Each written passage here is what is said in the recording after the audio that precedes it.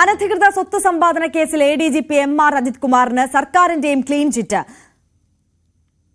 അജിത് കുമാറിനെ കുറ്റവിമുക്തനാക്കിയ vigilance report മുഖ്യമന്ത്രി അംഗീകരിച്ചു.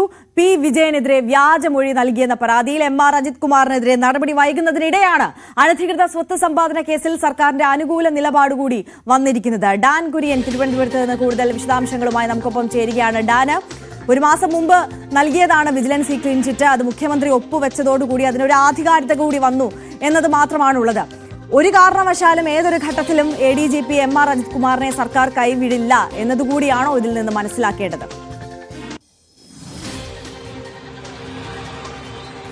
ഔദ്യോഗികമായ നടപടിക്രമത്തിന്റെ ഭാഗമായി സർക്കാർ അങ്ങനെ ഒരു തീരുമാനത്തിലേക്ക് എത്തി എന്നൊരു വിശദീകരണമാണ് സർക്കാർ വൃത്തങ്ങളുമായി ബന്ധപ്പെട്ട് ഇപ്പോൾ പുറത്തുവരുന്നത്. അതായത് വിജിലൻസ് അനധികൃത സ്വത്ത് സമ്പാദനവുമായി ബന്ധപ്പെട്ട് എം.ആർ. അജിത് കുമാറിനെതിരെ ഉയർന്ന ഗുരുതരമായ ആരോപണങ്ങളിൽ വിശദമായ അന്വേഷണം നടത്തിയാണ് തെളിവുകളില്ല എന്ന കണ്ടെത്തലിന്റെ അടിസ്ഥാനത്തിൽ അദ്ദേഹത്തെ പൂർണ്ണമായി കുറ്റവിമുക്തനാക്കിക്കൊണ്ടുള്ള അല്ലെങ്കിൽ ആരോപണങ്ങൾ തെളിയിക്കാൻ കഴിയാത്ത പശ്ചാത്തലത്തിൽ അതുമായി ബന്ധപ്പെട്ട റിപ്പോർട്ട് ആഭ്യന്തര വകുപ്പിന് കൈമാറിയത്.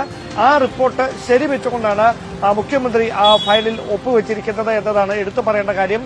അതേ സമയത്ത് തന്നെയാണ് വ്യാജമൊഴി ആരോപണത്തിൽ, അതായത് പി വിജയനെതിരെ അദ്ദേഹം ഉന്നയിച്ച വ്യാജമൊഴി ആരോപണത്തിൽ സിവിലായോ ക്രിമിനലായോ കേസെടുത്ത് അന്വേഷണം നടത്താമെന്ന ഡിജിപി ഷെയ്ഖ് ദർബേ സാഹിബിന്റെ ശുപാർശ വന്ന് തൊട്ടു പിന്നാലെയാണ് അനധികൃത സ്വത്ത് സമ്പാദനവുമായി ബന്ധപ്പെട്ട വിവാദങ്ങളിൽ എം.ആർ. അജിത് കുമാറിനെ കുറ്റവിമുക്തനാക്കിക്കൊണ്ടുള്ള വിജിലൻസിന്റെ നടപടി ശരിവെച്ചുകൊണ്ടുള്ള സർക്കാരിന്റെ തീരുമാനം കൂടി പുറത്തേക്ക് വരുന്നത് എന്നതാണ് ശ്രദ്ധേയമായിട്ടുള്ള കാര്യം. അങ്ങനെയാണെങ്കിൽ എം.ആർ. അജിത് കുമാറിനെ സർക്കാർ എത്ര കണ്ട് സംരക്ഷിക്കുന്നു എന്നതിന്റെ കൃത്യമായ ഉദാഹരണമായി ഈ നടപടി വ്യാഖ്യാനിക്കപ്പെടുമെന്ന കാര്യത്തിൽ സംശയമൊന്നും വേണ്ട. മാത്രവുമല്ല, UPSCയുടെ അന്തിമ പട്ടികയിൽ, അതായത് സംസ്ഥാന പോലീസ് മേധാവി സ്ഥാനത്തേക്ക് 3 പേരുടെ പേര് ഇവിടേക്ക് ഒരു ചുരുക്കപ്പട്ടികയായി UPSC ബോർഡ് തിരികെ നൽകും.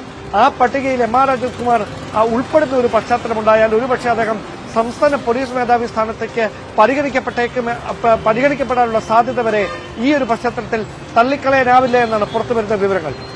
ഡാൻ, ഒരു കാര്യം കൂടി, അതായത് ഡാൻ ഇപ്പോൾ സൂചിപ്പിച്ചതുപോലെ തന്നെ പി വിജയനെതിരായി വ്യാജമൊഴി നൽകിയെന്നുള്ള കേസ്, അതിൽ DGP തന്നെ നടപടി ആവശ്യപ്പെടുന്നു, അല്ലെങ്കിൽ ശുപാർശ ചെയ്യുന്നു ആ കേസുമായി മുന്നോട്ട് പോകാൻ. ഈ ഘട്ടത്തിൽ ഇങ്ങനെ ഒരു ക്ലീൻ ചിറ്റ് സർക്കാരിന്റെ ഭാഗത്തുനിന്ന് ഈ വിഷയത്തിൽ വന്ന സാഹചര്യത്തിൽ ആ കേസിന്റെ ഭാവി അതെന്താകും എന്നുള്ള ആകാംക്ഷ കൂടി മുന്നിലില്ലേ?